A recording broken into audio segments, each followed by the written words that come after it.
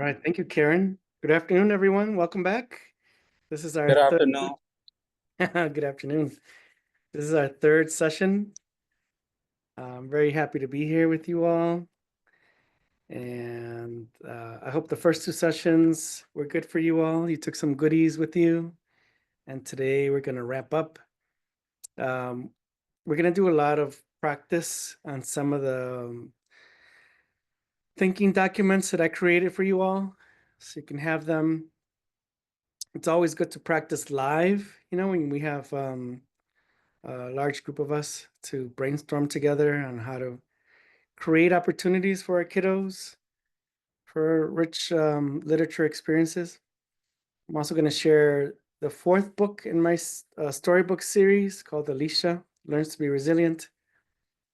And then we'll finish up with an open forum to see what the kinds of questions you might have, any feedback, or any other kinds of questions you might have about the series.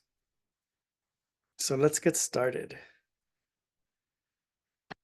Okay, so the first thing, I would love for all of you to share a moment when you help build a child's resilience in the classroom or school. If you can type it into the chat. I could also have a couple people, if they can unmute and share, that would be great.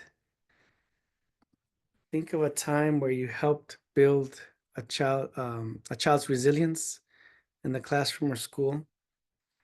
Remember the past two sessions, we've been talking about the importance of knowing the resilience factors that are going to help children thrive to become resilient. So we talked about friendships, we talked about motivation and problem solving, emotional regulation, faith, efficacy, all those skills that will strategically help children and adults build resilience to be able to confront some of these moments in our lives. So, anybody willing to unmute and share?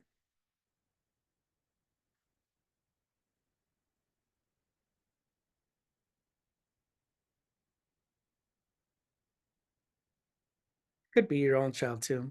Doesn't have to be in the school.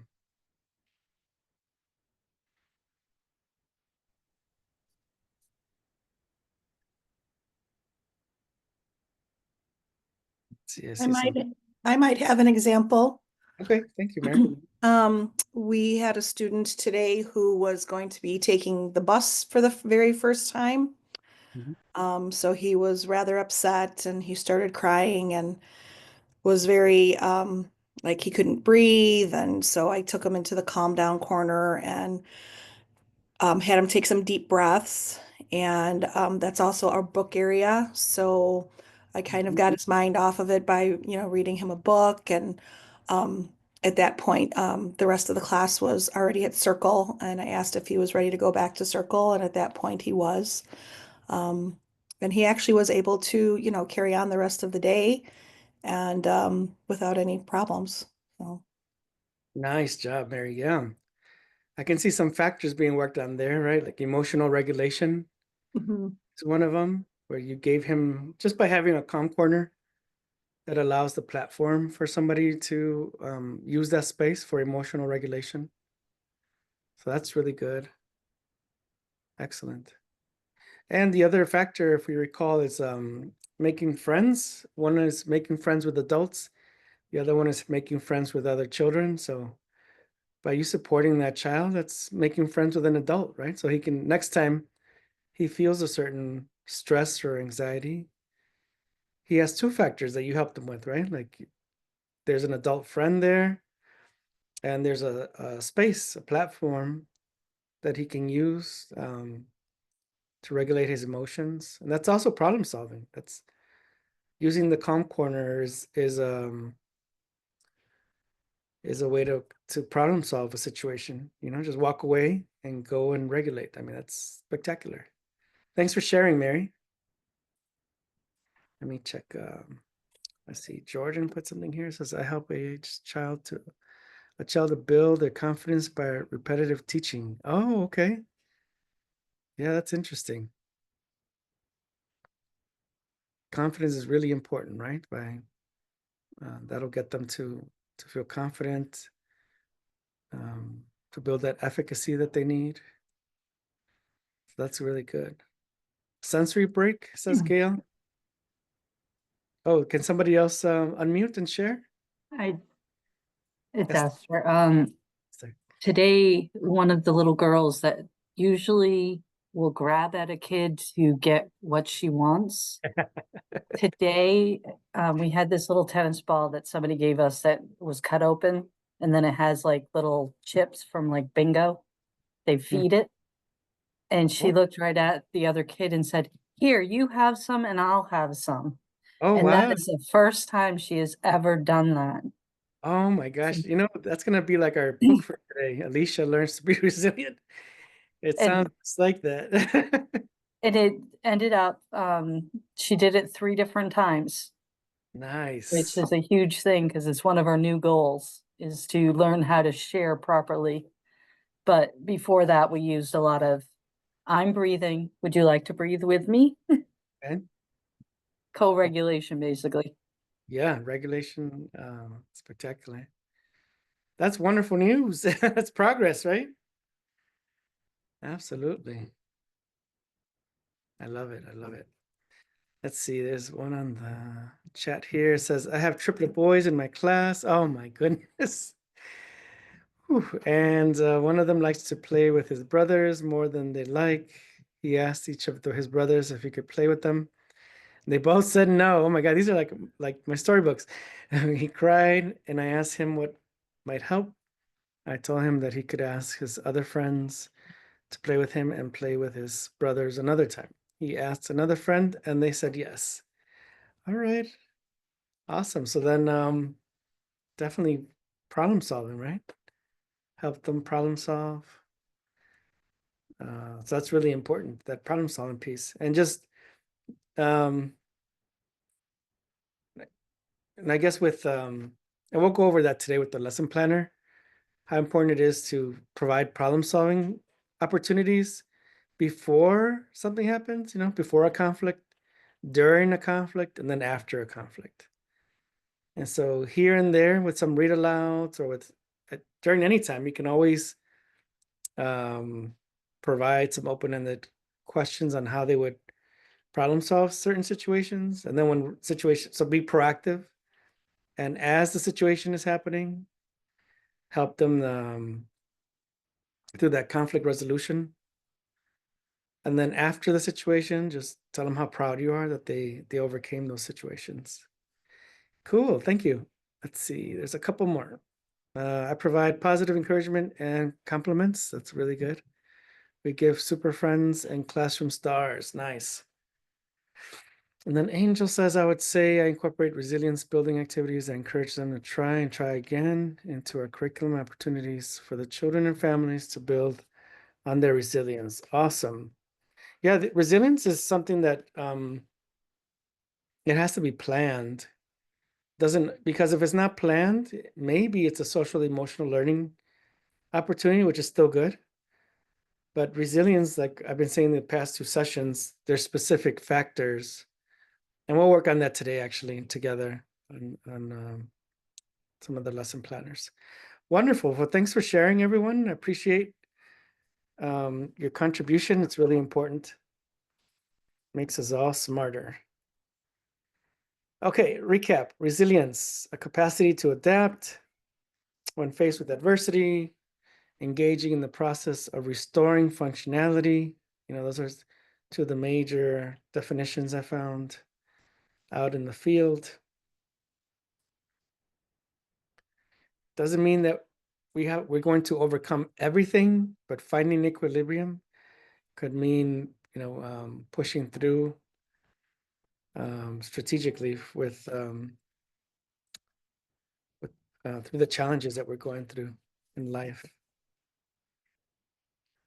Again, the 7 factors of resilience: having close friends, like we talked about, close relationships with adults, emotional regulation, problem solving skills, which is the brain, motivation, which is the heart, self-efficacy, which is the heart, faith and hope, which is the heart.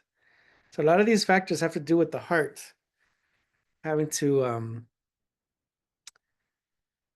just push through the emotions and the feelings that the children and adults go through.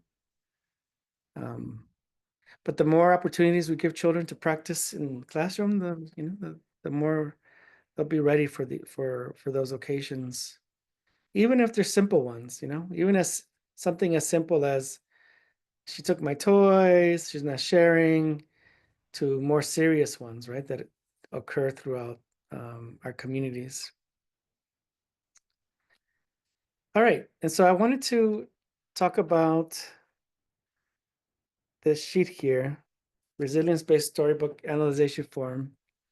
Every one of you should have that in your email. This was shared out to you. But this is something that we can use to strategically purchase books. Just like there's SEL books and math books and science books and all that, there's also storybooks that lend itself to resilience-based learning. And the better the book, the better the learning experience for the children and for the teachers.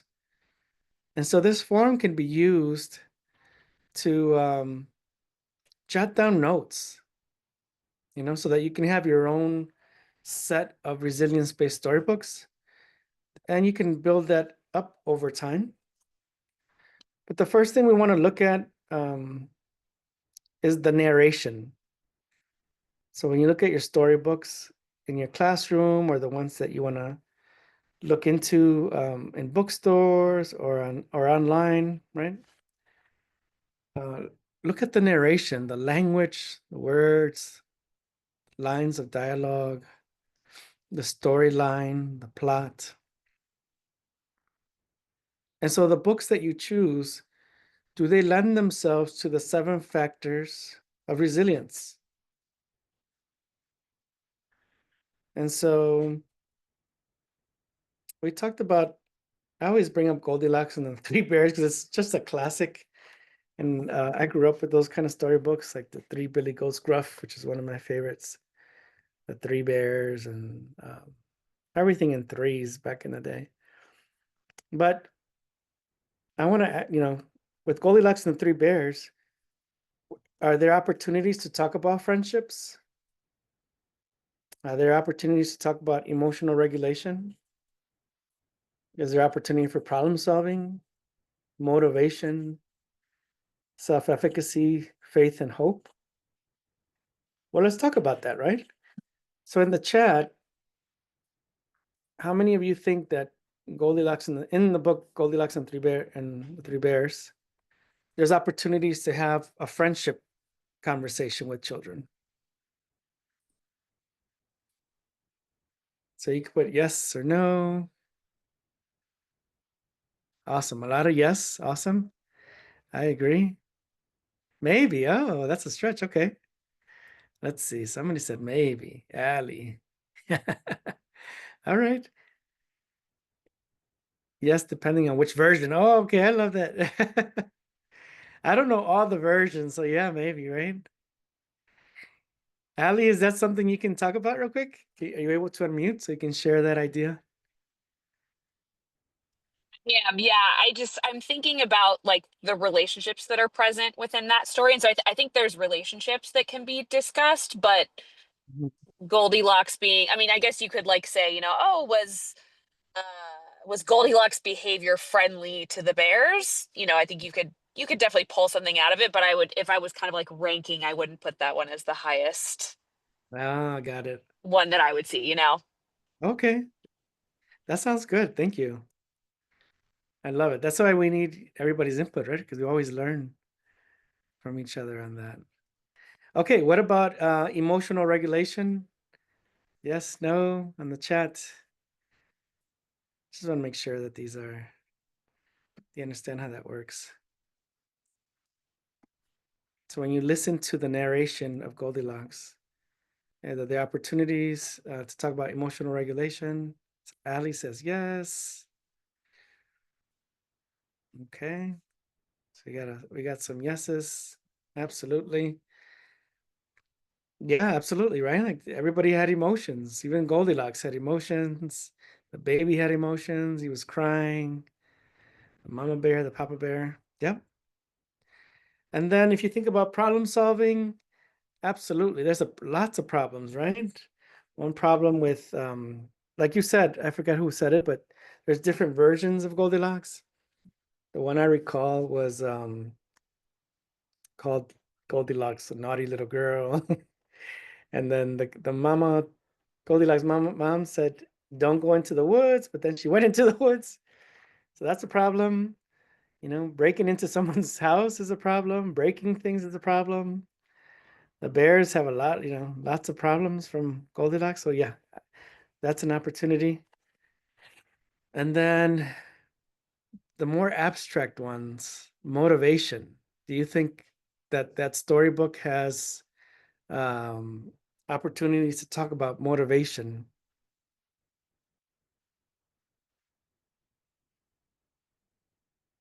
Brianna says no. Okay. We got our first no. That's good. Let's see what others say. Not as much as the other. Depends on perspective. Cindy says yes. All right. So we have all kinds of answers. That's great. Do you think one of you can unmute and share your perspective of why or why not? Yeah, so this is Angel here.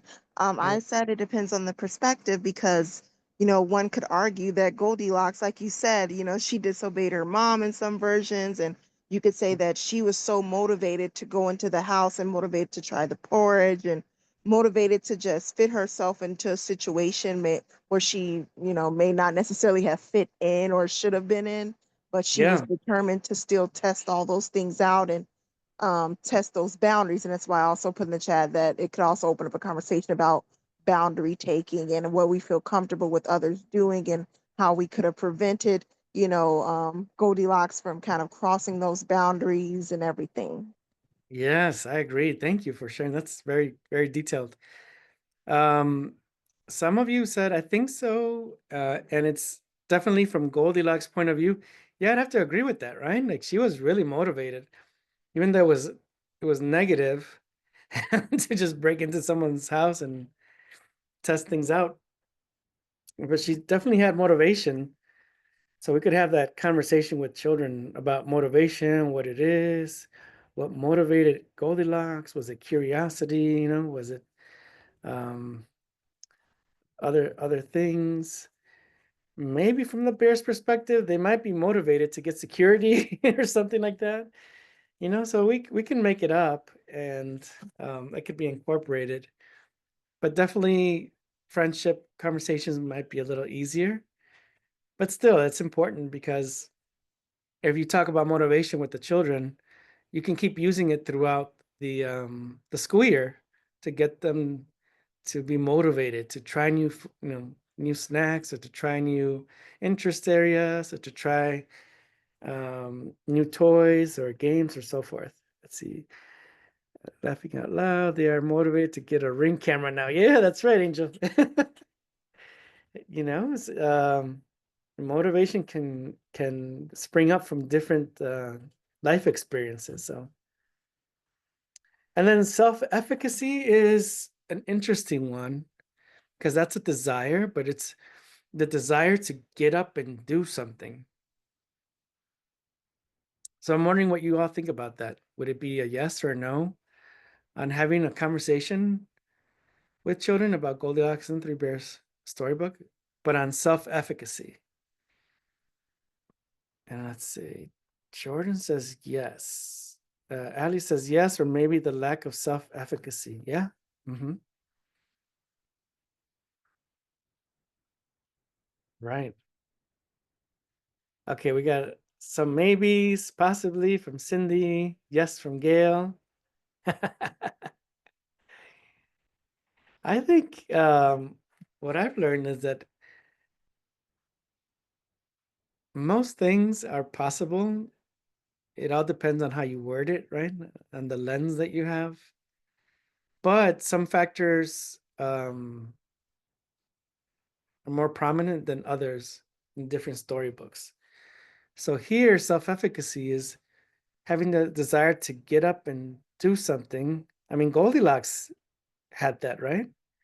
Like she got up and went and did her thing. And even the bears, like they went out for a walk. They got up and did it. And that's important for children, right? I keep saying in some presentations that in some of our communities, there's some negative factors that have affected children over the years, whether it's opportunities or family dynamics, economics, things like that. And those things can wear down children, whether they're young or older children. It wears them down. It takes away their motivation. It takes away their self-efficacy, the desire to get up and do something. And it even takes away the next one, which is faith and hope in themselves, in others, in God, or in other types of faith that people might have. And I always give the example, and this is not for young children, but I always give the example about, it's a rough one, but they did some research around teenagers in some Chicago neighborhoods, and they asked them why they carry guns around, right? It's serious. And a lot of the answers were, well, I don't believe I'm going to make it to 21. And if young children, older children have the mindset that they're not going to make it to 21, or they have these traumatic mindsets and thoughts, right? It's tough to be motivated. It's tough to have faith. It's easy to lose your desire to get up and do things because you think you won't exist. And sometimes those young men and women, it all starts when they're little, right? Where they had traumatic experiences and nobody to talk to, nobody to get those negative feelings out, or to share, or to cry, or to find people that can help them out. And so it's really important, even when they're young, to start them to build this resilience so that they at least start to know, well, what is self-efficacy? You mean to get up and do something? Oh, that's a skill.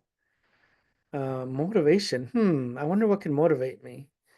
Is it people? Is it money? Is it experience? What is it, right? Just to have those little conversations and so forth. That's going to help them build resilience over time. So thank you for sharing that. And so for the books that you buy, you might want to have some books that lend themselves to have conversations around these factors. Next is the illustrations. So on top of reading the narration and listening to the language that's there to see if these words like friendship and the emotions language and problem solving, those are there. The illustrations as well. We want to look at the environments. We want to look at the characters' features and personalities, interests, roles, their interactions, especially for the little ones that aren't reading conventionally yet. We want to see whether the illustrations also lend themselves to the 7 factors, right? So going back to Goldilocks and the 3 bears, there's the bears and the feelings that they experience when they see their home being explored by Goldilocks. Problem solving. Do you see the bears motivated to move on something? Is there a desire from them? Do the illustrations portray a desire for them to get up and do something? Probably not. You can make it up, but maybe the illustrations don't lend itself. And so that's something to take into account. And the last thing is outcomes and impact. And so when I talk about outcomes and impact, outcomes is short term, impact is long term.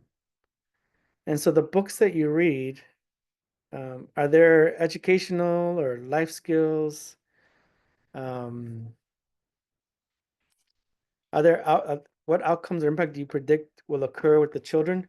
And so when you have these conversations with the children, to create critically thinking teachers, whenever they lesson plan, they should always end a lesson plan with an outcomes and impact question, because that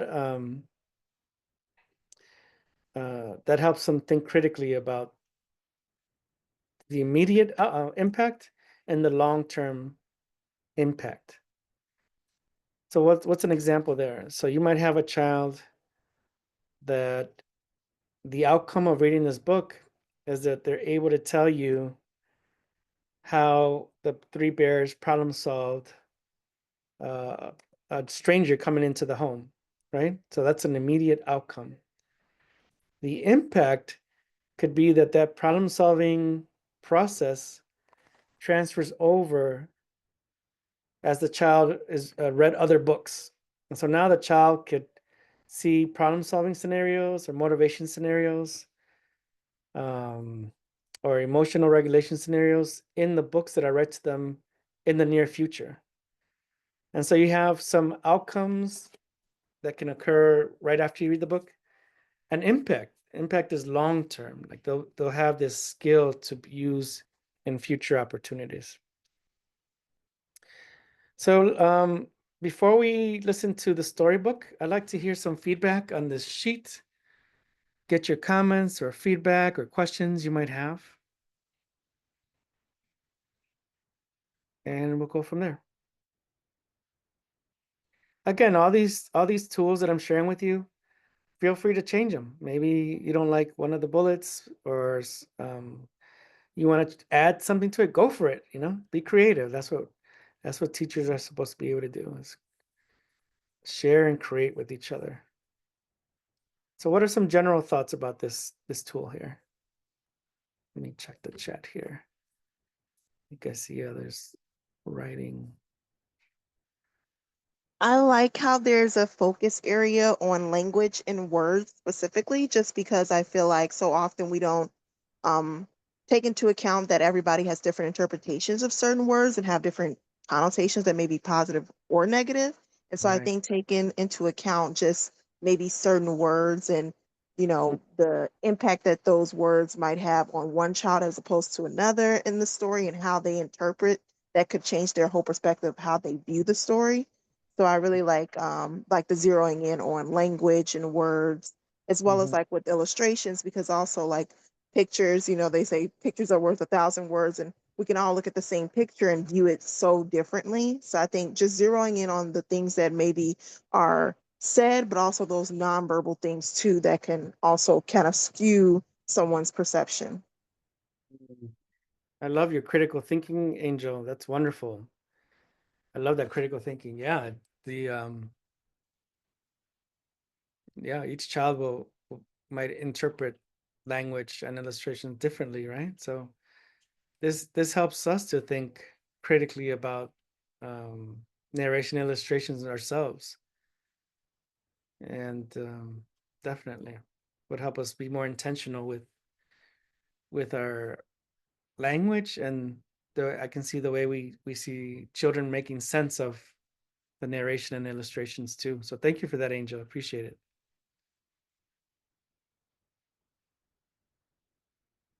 I love that, because so many times, like I said, we read to children multiple times a day. At least one of them should be intentional and instructional read aloud, while others could be recreational, you know? And so when it's intentional, if you use this tool, I think you'll be better prepared.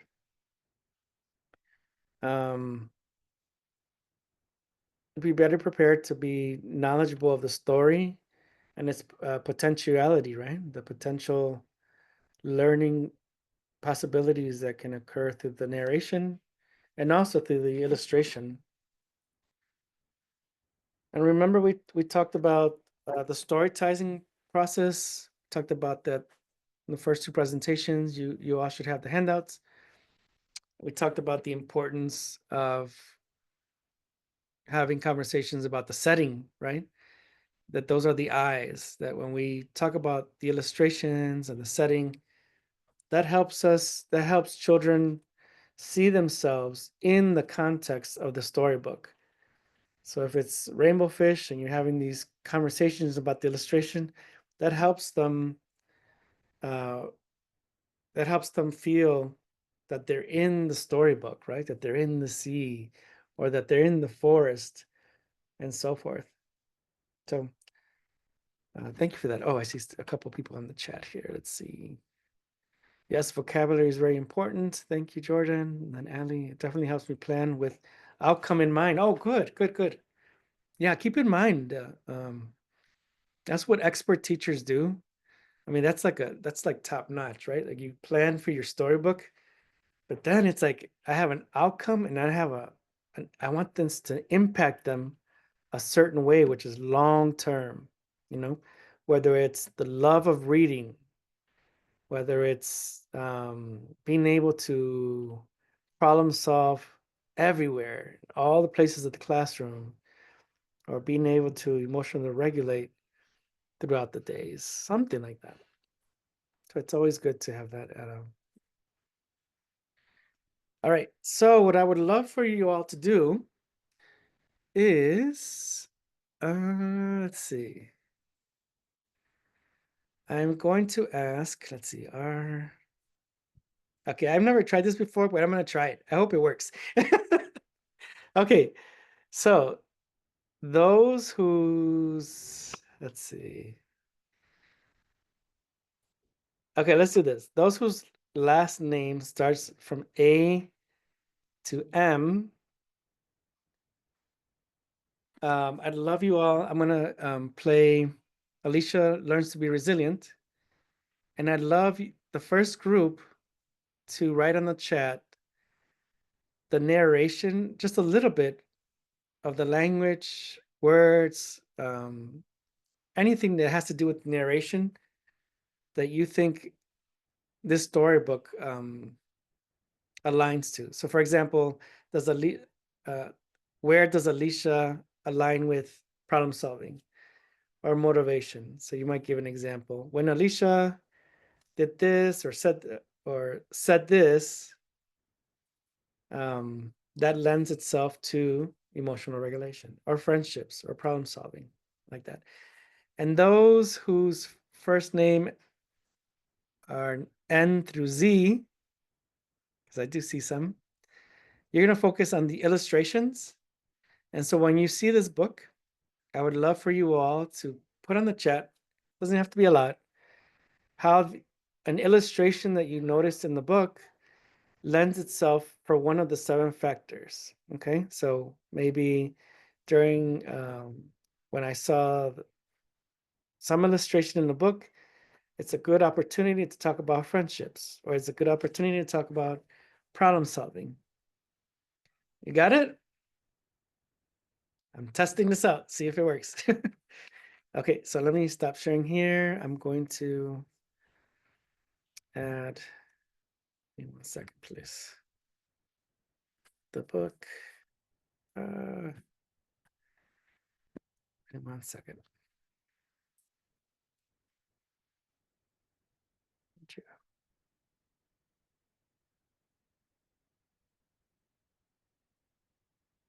There it is.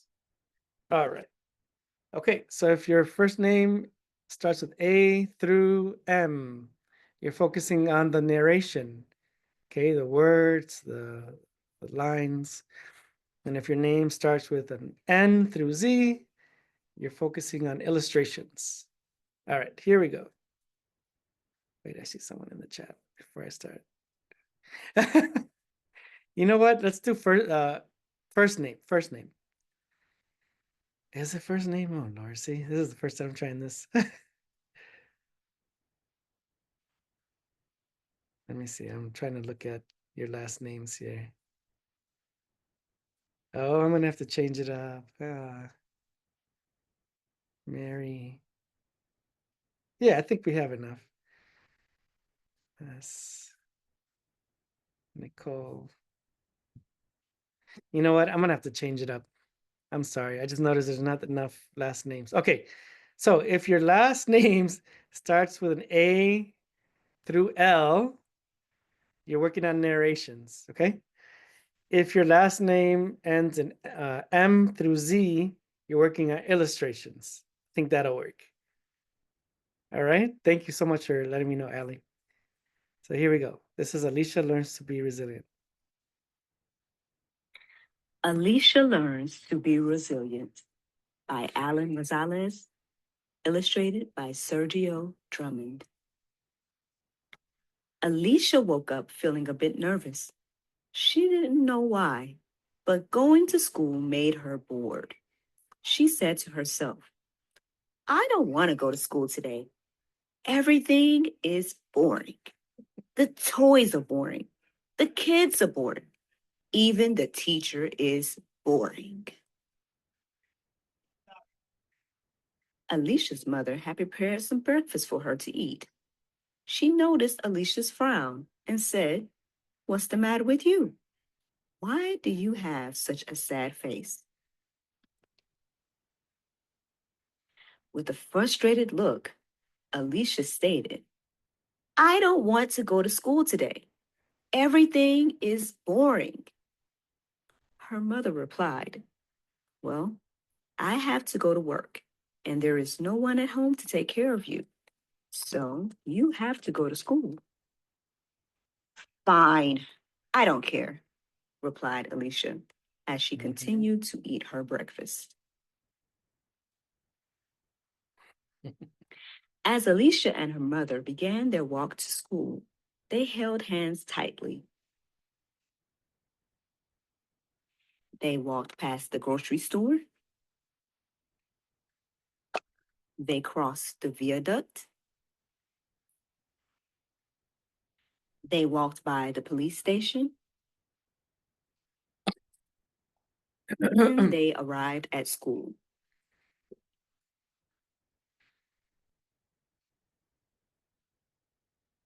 Okay, so let's pause there and think about the narrations, the illustrations. We'll come back to Kind's Heart School in a second. So, we have Alicia here. She's getting up. I love what Jordan just mentioned. He said the illustration of the Alicia getting out of bed lends itself to the opportunity to start a conversation on self-efficacy. I love it. That's a great catch there. And then conversations with the mother, and they're walking to school.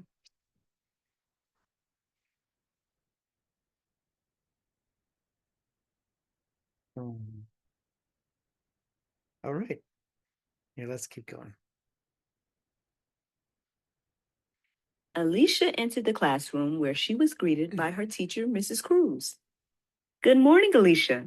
How are you today?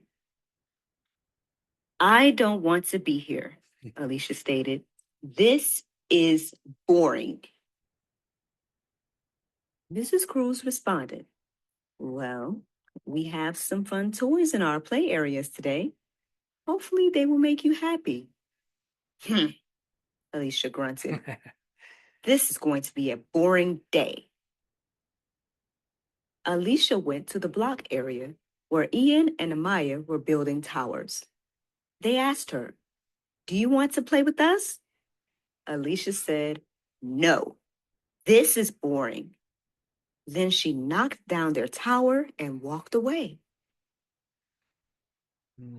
She went to the manipulatives area where Aiden and Jenny were playing. They asked her, Do you want to play with us? Alicia said, "No, this is boring." Then she threw the toys off the table and walked away. Alicia went to the water table where Jamal and Ethan were playing. They asked her, "Do you want to play with us?" Alicia said, "No, this is boring." Then she splashed them with some water and walked away. Alicia went to the library area where she sat down on the beanbag chair and began to mumble, "I knew this would be a boring day. I should have stayed at home instead of coming to school." Her teacher, Mrs. Cruz, noticed that Alicia was by herself and that she looked upset. Mrs. Cruz sat next to her and asked what was wrong. Alicia said, "Everything here is boring. I don't feel like I belong here. I'm scared."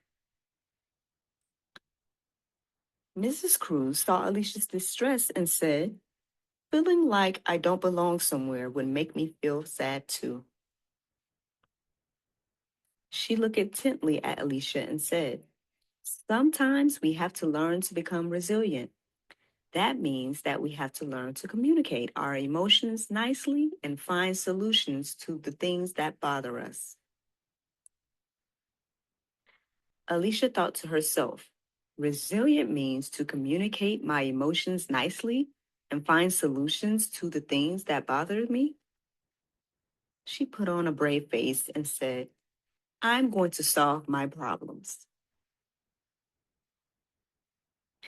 Alicia rushed to the writing area to grab her daily journal. She began to write and draw a picture. She said, "Things that make me sad and scared." She drew a picture of her walking to school with her mother and said, "Walking past the grocery store is scary." She drew a second picture and said, "Walking across the viaduct is scary." She drew a third picture and said, "Walking by the police station is scary." Alicia ran back to Mrs. Cruz and showed her the story she made about walking to school. She said, "Mrs. Cruz, walking to school is scary and it makes me sad. School is not boring, but I'm scared when I come here." Mrs. Cruz's heart melted inside. She said, "Oh, Alicia, I didn't know you felt scared coming to school. I am so proud of you. It took such courage to share these feelings with me." Mrs. Cruz hugged Alicia tightly. Mrs. Cruz called a group meeting so that Alicia could share her story. She showed her drawings and said, "I'm scared when I walk to school with my mama." "Me too," said Jamal. "I'm scared in the car," said Ian. The children began to share their stories of coming to school. The group of children began to draw their own stories. They decided to share their stories with their families, with the principal, and even with the alderman. Alicia's story, along with her peers, helped inspire community leaders to come together and create a safe passage route for the community a few months later. They also created a unity mural to promote peace and safety based on the children's stories. "I'm so proud of you, baby girl," said Alicia's mother. "You showed resilience by facing your fears and you helped the community become safer." Alicia responded, "I'm not scared to walk to school anymore, Mama. Our friends in the community will help us keep the neighborhood safe." They hugged each other and Alicia felt safe. The end. All right. So I've been getting a lot of answers in the chat, and I love them all. Great ideas. Anybody willing to unmute and share what they found? See, Jordan talked about the illustration of Alicia getting out of bed, lends itself for a self-efficacy conversation, which is great. Discussing boring touches base with emotions and could lead to motivation. I love that. She's using a lot of facial expressions and body language. That's great for illustration, using the illustrations for those conversations. You can ask kids why they think she is finding the things boring. Might be a way to identify motivation for emotions. Absolutely. Problem solving can lend to a conversation starter on motivation as well. Indeed. Let's see, using the same illustrations for, oh, I like this one. Using the same illustrations from earlier in the book helps show Alicia is regulating her emotions with past experiences. Love that. Esther says she finally realized that with teacher help could express her emotions instead of saying boring. Absolutely. So that's problem solving and regulating. Let's see, children can make self to world connections with the real photographs of buildings. Oh, okay. Yep. She overcame the feeling of being bored by making friends and fitting in. Love that. And then the narrative that Alicia's working on her inner transformation throughout the story. She is working on managing her emotions, dealing with and working on her fears, building self-confidence and personal growth. I love it. Great. Thanks for sharing. That's great feedback. This is what I love when there's a lot of participation. You guys are all experts in your context. So then you help me, you help others um, understand the book better and understand the possibilities we can provide for the children. We got one more from Angel. It says, this inquisitive nature allowed for problem solving and the child to find out the root of the boring and what was the correlation actually was and how it was being internalized. Absolutely. Great answers. Yeah, many times the children act out and we don't know their triggers. Sometimes the children get labeled as the bad kids or the bad boy who's, always too aggressive or is always throwing or hitting or doing something. Come to find out there was something triggering that, and it was fear of something. If you look at this book in the beginning, as Alicia was walking to school, there's graffiti in the background. That's scary, broken down buildings. You have in some communities you have some local stores or corner stores that are scary, that are full of security bars, um, graffiti. There's a police station. A lot of children are fearful of the police. I was in the classroom last year supporting a teacher, and I was talking to one of the little children who was 5, and we were talking about we were by the window, and I was telling him what was he observing, and he said, "Well, when I grew up, I'm gonna go there," and there was a police station across the street, and I said, "Why? Why are you going to go to the jail?" And he said, "Well, my daddy's there, my uncle's there, so I'm gonna be there too." And so imagine being, I don't know if he was 4 or 5, but in his heart, he's already thinking that his future is jail. And here we have a smart little boy who is already having negative thoughts about his life. And so that wouldn't have come out unless we would have had a resilience-based conversation about his experience. And so, every child doesn't have to just be city children. Everybody, suburbs children have trauma. Countryside children have trauma. That's in many places. Some more severe than others, but it's still trauma. And so we have to give them the platform to help build that resilience up. All right, so I'm going to switch screens here and go back to our PowerPoint.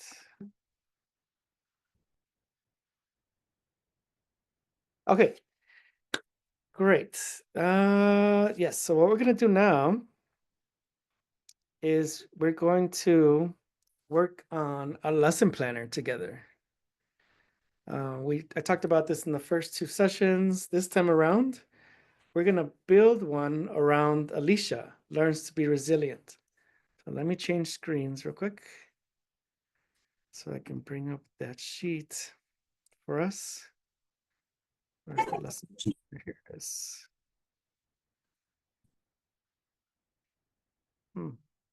Oh, I see what happened. I have to click out of there first. In second place.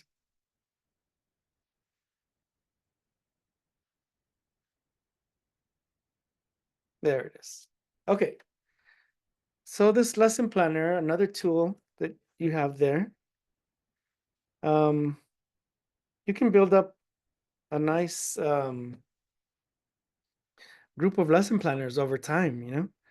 You can build this up on a yearly basis where you have certain books and you're focusing on resilience. And so a quick recap on this. You have Alicia Learns to be Resilient as the book. For this lesson planner, which is only a 1-pager, because I mentioned that before, where teachers don't like lots of pages. So I always give them a 1-pager. I always say it's just a 1-pager. You can, and they feel more comfortable and it's not as heavy to work on 1 page. And so for this lesson planner, we're working on friendships. We have to figure out our content and language objectives. This is important because sometimes we just focus on content. And that means that we would only be focusing on the thinking that's happening, like identifying and explaining. But it's also important to have a language objective because we want children to be able to use their language skills to either listen, speak, write, or read about something. So language arts objectives would be part of a language objective. So here, children will identify the character's friends as a content objective. But when children talk or explain how the character can make friends, that's a language objective. So we should have both, one that's content-based and one that it's language-based. So we can intentionally develop children's skills of talking about literature. And then you want to find your key vocabulary words. I always tell teachers, what are your top 5 key vocabulary words that you're going to use with children in this lesson? And these top 5 vocabulary words should help children understand the concept that you're working on. And so here, if we use the words friendship, kindness, communication, sharing, similar, different, you can use different ones too, right? But these here will give children the vocabulary words they can use to talk about friendship.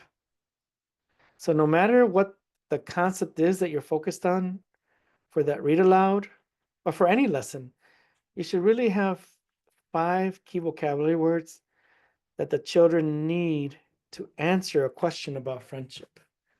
If not, it could be just a simple response from the children. And so for a whole week, you're using the words friendship, kindness, communication, sharing, similar. They'll be able to use those words in future questions that you ask about friendship. And this could happen with any content area, whether it's math. If you're talking about height, right? If you're talking about the concept of height, you want to use the words starting point, end point, tall, short, middle.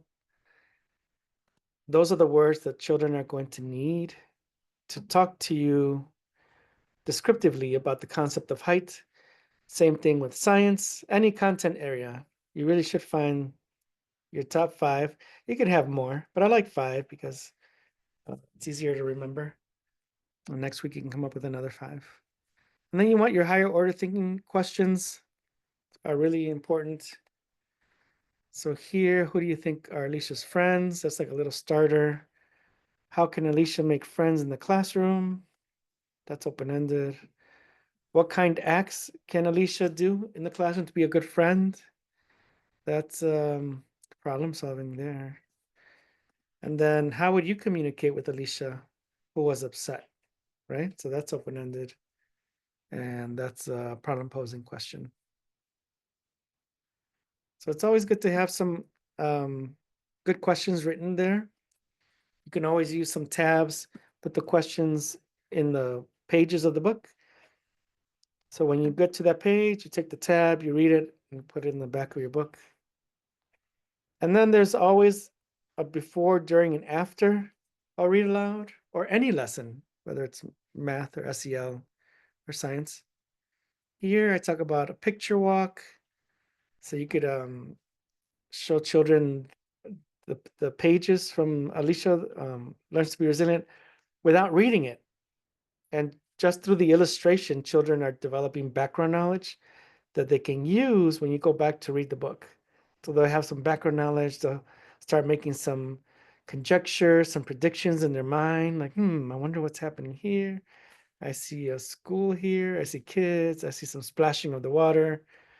And even though you haven't read the book, they're building background knowledge through the illustrations that they're observing. You can ask questions after the picture walk, and then raise your hand when you find a friend in the story. You can create some fun activities. And that happens before you read the book. As you're reading a book, you might be reading your questions that you wrote down. You can organically come up with good questions for them to think about, especially questions around resilience, right? So those questions about friendship and motivation, self-efficacy, problem solving, faith and hope, all of that. This is a good time to ask these questions. And then afterwards, you can have them retell occurrences in the book or concepts in the book where they talk about friendship and how just problem solve those things. Here's another example. For this one, this might be another day where you do this. It could be you work on this lesson on Monday, this one on Wednesday, or it's up to you. But this one's on problem solving. Now you have different content objectives and language objectives. For this one, children will analyze. For this one, children will identify. Here's some vocabulary words. In order to problem solve Alicia's problems, they might have to know the word resilience, sad, frustrated, head hanging down. You can keep adding a few there that will help them as they problem solve. Again, your questions here. What's cool, and what I said before, is when you work on this by yourself or with a team, eventually it's going to become organic, natural. And so you won't need this tool anymore because it's who you are. You'll naturally know and actually be able to do quickly, just read a book and see some patterns, come up with some concepts, some really good questions, really good vocabulary words, and you'll be ready to start with the before, during, and after opportunity. So I gave you 2 examples. Yes, we will email you this sheet in case you don't have it for sure. Oh, okay. If you don't have it, we'll send it to you. I know you might have a different one, but I'll send this to Karen, and then you all can have it for sure. And like I said, this is one tool. You can change it up. I don't mind. Actually, I love it. The only thing I ask is you share back with me so I can learn from you all. Okay, so here we saw Alicia Learns to Be Resilient. So let's do one together. Let's complete one together. And so you can feel free to unmute or just type in the chat. What concepts, what concept or concepts would be good for this lesson planner, this third lesson planner? What are some ideas? We can pick one from some that you shared as a group. So remember, Alicia walks to school. It's kind of scary. She gets to school, everything's boring. Oh, okay, this sheet was sent out yesterday afternoon and this morning. Excellent. So you should have those there. Again, feel free to change them to benefit your context. So what do you all think? From Alicia, learns to be resilient, what would be a good concept to as a lesson activity?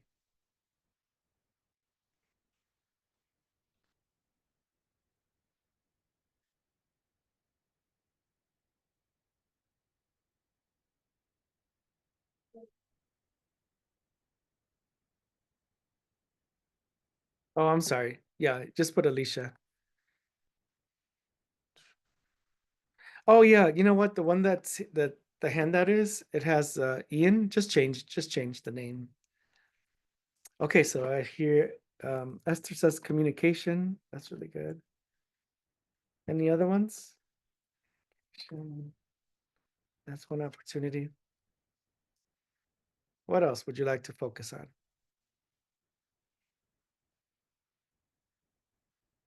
Emotions. Okay. Okay, so we move on to content and language objectives. So what's let's see, communication, emotion. Let's do emotions. Just I mean they work hand in hand. Might be a little bit easier. So one of the content objectives could be that children will what? Analyze. Can you guys finish that one? Children will analyze. What do you think? And feel free to unmute too. Let me start you off. So children will analyze for content objective, and children will describe, let's say. That's a language objective. So define their emotions, okay? All right, so children will define some emotions. Okay. And then children, I mean, they could be the same, really. Describe some emotions. All right. And then for key vocabulary word, for someone to think about Alicia's emotions, what would be some vocabulary words that they would need to know in order to problem solve a question about Alicia's emotions? So let's start with, I'll start you off. So Alicia was sad, right? What else? What are some vocabulary words that children need to answer a question on emotions?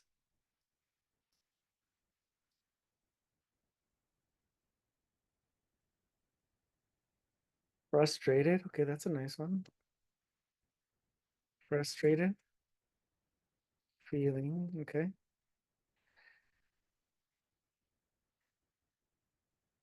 And so remember that it's not just emotions language, but vocabulary they need to use. Okay, I'll put bored. Let me put identify as a key vocabulary word.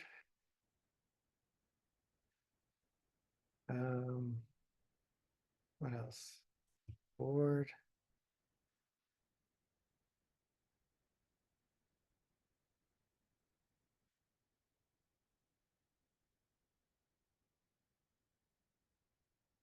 Understand.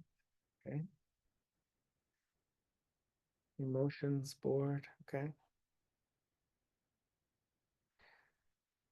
I'm gonna put the word share.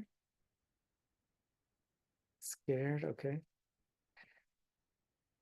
So a lot of these are other emotions. Communicate, that's a good one.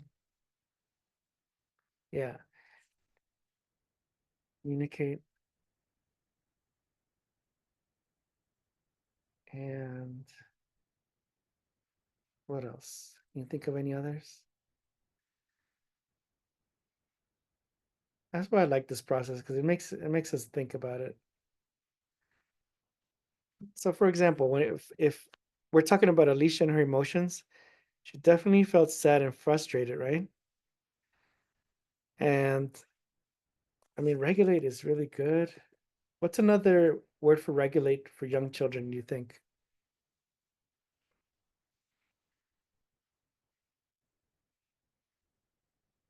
You have to regulate when you're talking to a young child.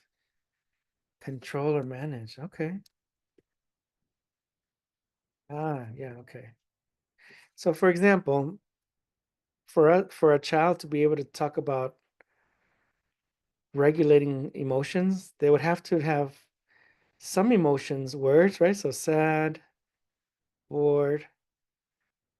So we might choose, let's just for the sake of this this conversation, we picked sad and identify, because they have to identify the emotions. And then they have to share those emotions. I'm gonna put challenging there. That's a good one too. We're just brainstorming. And we have to learn to communicate those emotions and regulate. Yeah. Yeah, why not? That's a fancy word. They have to learn to regulate. And then let's say the word peace, right? Because for us it would be equilibrium, finding equilibrium. But maybe for a young child it would be peace. And so maybe 1, 2, 3, 4, 5. Oh, maybe these are our 5 key vocabulary words. Of course, we can use the other ones, but if you think about it, for a child to be able to answer a question from us, to say, "Hey, how can Alicia? Um, how can we help Alicia become joyful?" Right? Maybe these are the words they need. Well, she needs to identify her emotions, and then she has to communicate to us. And then once she does that, she'll have peace. So in other words, it's not about random vocabulary words. It's about strategic words children need to use to answer reasoning or problem posing questions, like those harder ones. And so it might take a little bit of time, but if you use these words like sad, joy, identify, share, communicate throughout the school week, at mealtime, during read alouds, when we go on neighborhood walks, all the time, then they'll start developing that vocabulary base. And that's when you have some of these kiddos that can answer some questions with detail. Okay. Let's see. Oh, wow. It's 5:09 already. Okay. And then for higher order thinking questions, let's come up with some higher order thinking questions. And these, remember from part 2, we talked about reasoning and problem posing questions. So let's see if you guys can come up with some reasoning or problem posing questions based off emotions that's in this lesson planner, based off of the key vocabulary words. So I'll get us started, but write some on the chat or feel free to unmute just to come up with some questions. So here's my first one. How can Alicia find peace with how can Alicia find peace on her way to school? Right? So that's a problem posing question. Jordan says, how could Alicia control her anger tomorrow? Okay, that's a higher order thinking question. Yeah, That's a problem posing question. Real good, Jordan. Thank you. What about others? Take a look at the key vocabulary words. Ooh, I like that one. Thanks, Brianna. How can she express her emotions better? Nice. It's another problem posing. You guys are doing really good. Why do you feel sad? Why do you feel sad? Great. How can Alicia express how she is really feeling? Good. Another problem posing. All right, one more. This is good. This is a really good pattern. I love it. So we have 4 problem posing questions and 1 reasoning question. Look at that. Isn't that amazing? It's pretty cool. Let's see, one more. It says, why do you think Alicia was bored during class? Yeah, that's a good one. If you were Alicia's friend, what would you say when you saw her at school? Yep, that one's good too. Awesome. So now we have a bunch of really higher, well, a lot of higher order thinking questions that guess what? You can ask during the read aloud, right? There you go. Let's put them here. And so as you're reading the book, you can ask these questions. And then before you read the book, you can, there's different quick activities you can do, right? So what I like about the before process, it's a warm up of the brain. You're warming children's brains up to the higher order thinking questions that are going to come up, right? So maybe before you read the book, you could say, has anyone ever felt scared on the way to school? Right? That could be a quick question you can ask before you read the book. And guess what? This, let me see. Let me do that annotation. Here, 1 second, please. Okay, so has anyone felt scared on the way to school? Right here. So this here is going to have children think about their own lives, right? Of when they felt scared to school. Well, guess what? When you read the book, they'll have that background knowledge and that awakening part in the brain alive and ready for when you ask, how can Alicia find peace on her way to school? How can she express her emotions better? Well, guess what? That question you asked before is already live and ready in children's minds, and they can make strong connections. And so what you do before you read a book literally is the foundation for supporting the read aloud. Picture walks are always pretty cool. If they haven't done that already, you can ask more questions.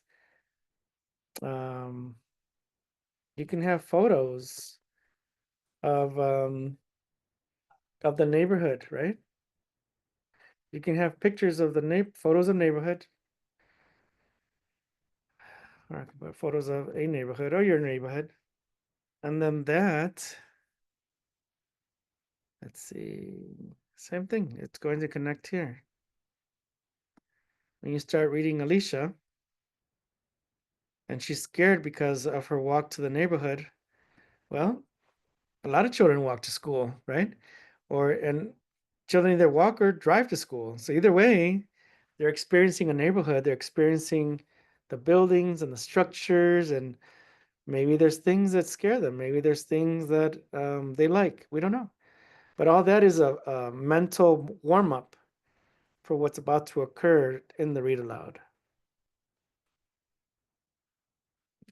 Clear this up.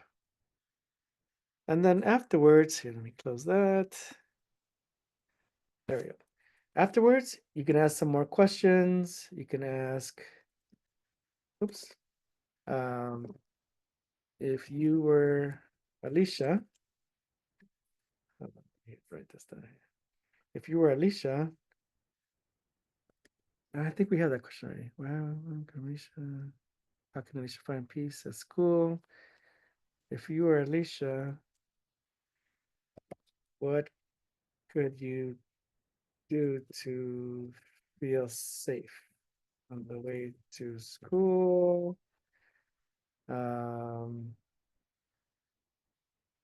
What? Oh, wait.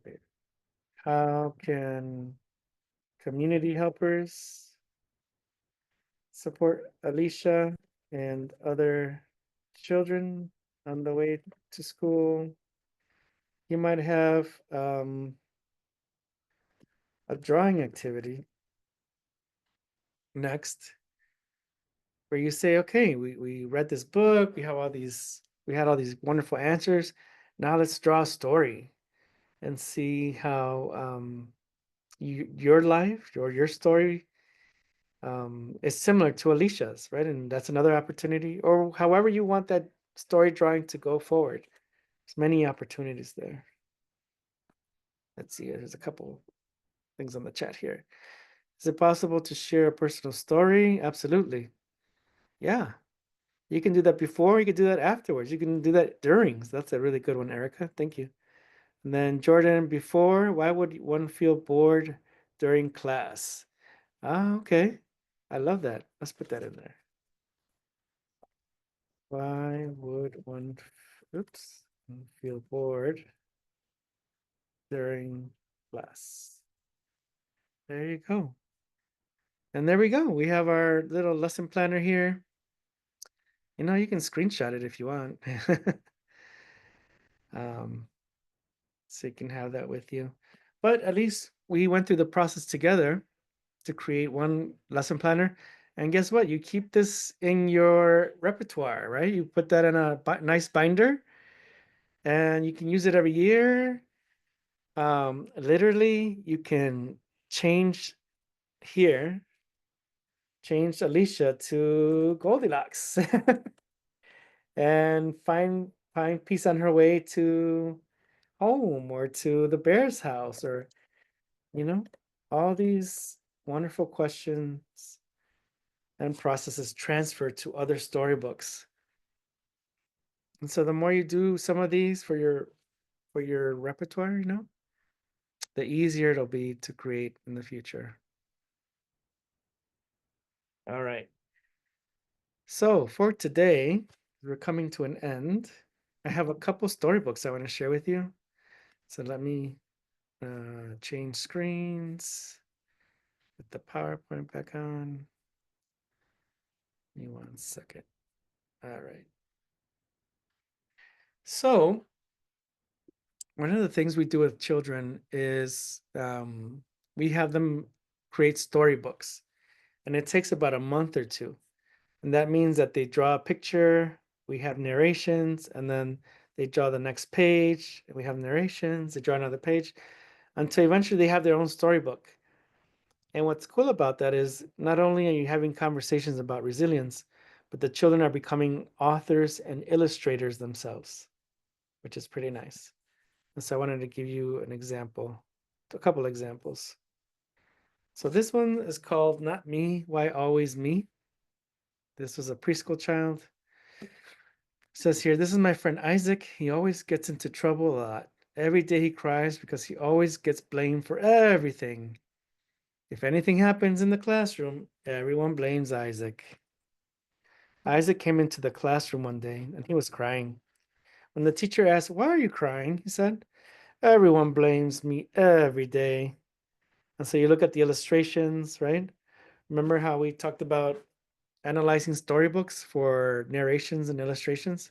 Well, now the children are creating narrations and illustrations that portray factors of resilience. When Isaac, let me close this down a little bit. It's blocking my view. Okay, when Isaac went to go play at the table, he then snatched a toy from Daisy. She then said, Miss Hawthorne, Isaac took the toy from me. Again, emotions, actions, detail. Isaac then said, no, he didn't, and went under the table. He began to cry. Miss Hawthorne tried to talk to Isaac, but he wouldn't stop. He won't stop crying. Isaac came from under the table. He was still crying. Miss Hawthorne was talking to him. She told him not to worry about what people say. He then stopped crying. When we went to the carpet, Miss Hawthorne talked to us about not blaming or accusing our friends of things they didn't do. Miss Hawthorne then read the book You Are Special to us again. When she asked us when would we get stars or dots, Isaac said dots. Miss Hawthorne then asked him, why do you feel like you would get dots? He said, because I don't listen to the teacher. Miss Hawthorne asked Isaac, what can you do to get stars instead of dots? Isaac said, I can listen to my teacher and be nice to my friends.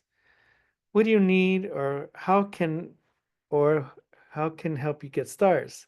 Isaac said, my friends in the class and my teacher can help me.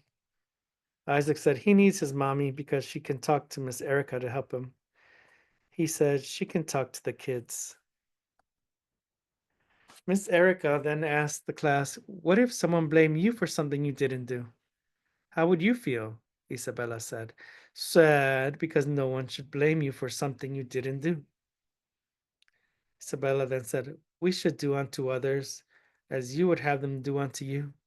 Like the book Miss Erica read. She said, we shouldn't blame someone if we don't want to be blamed for something. This is actually a true story. That's why the child wrote it. And then he wrote down, do unto others as you would have them do unto you. The end. And I have one last one. And this one's called I Dreamed the World. And take a look at those illustrations and then the narrations. Look at the detail of the illustrations. And these are 4 and 5-year-olds. I dreamed the world where all kids had a family that loved them. A mom and a dad and a grandma and grandpa. We can all be brothers and sisters and love each other from all over, from other places like family. Oh, wait, that's not it. Why did it disappear?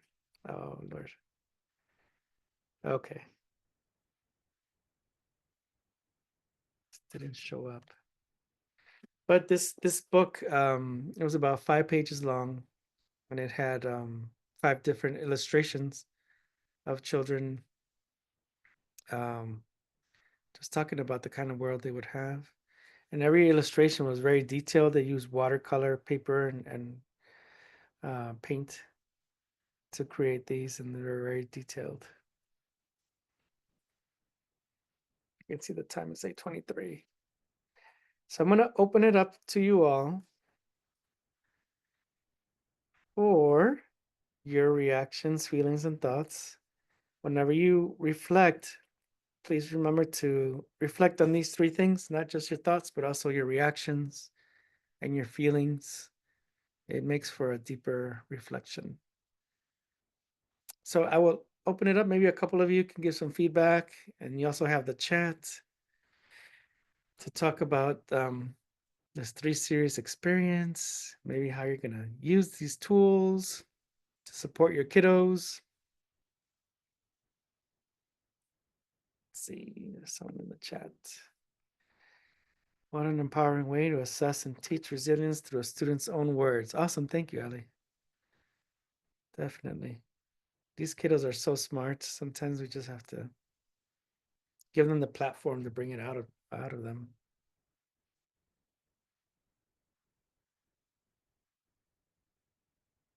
Anybody would like to unmute and share?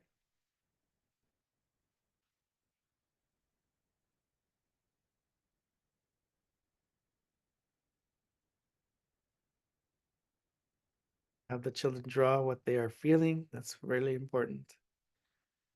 Absolutely.